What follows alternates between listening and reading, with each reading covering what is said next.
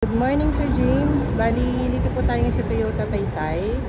And then, ito yung request mo, sir, na gusto mong ma-check natin yung ating Avanza G variant. So, sa G variant, sir, naka-mags na siya, sir, na two-tone color. And then, may side mirror light tayo. And then, check natin yung loob po. Ayan. Yung loob niya, sir, kung mapapansin niyo po dito sa ating door trim, two-tone color na siya. So, advantage nito, sir, sa G is nasa 1.5 na po yung makina. And then dito po sa interior niya, like this one, two-tone color. And then with adjustable na po tayo sa side mirror. Ayan. So for the side po, dito sa ating driver side, meron tayong cup holder. And then ito yung ating pinaka manibela. So sa manibela, sir, kung ma-check nyo, meron tayong mga button dito.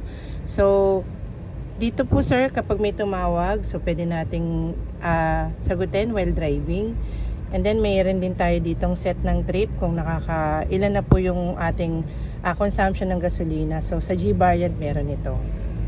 For Avanza G variant. And then for this front naman, sir, meron tayong touchscreen monitor, and then push start na po yung ating pinaka starting button. So hindi na natin kailangan ng key para mag-start, which is ito na po is keyless na. So hindi na siya ignition key na nakalagay dapat dito na pinipihit. Ayan.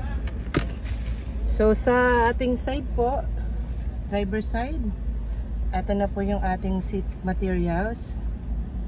Sa passenger po ng driver side, ito meron tayong airbag na naka-install dito.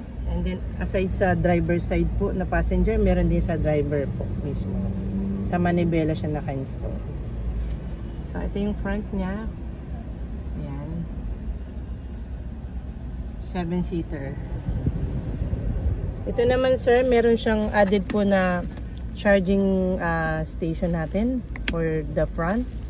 So, bibili lang tayo ng ating additional na fourth. Next tayo, second row. Second row, sir, ito kung ma-check nyo, ito.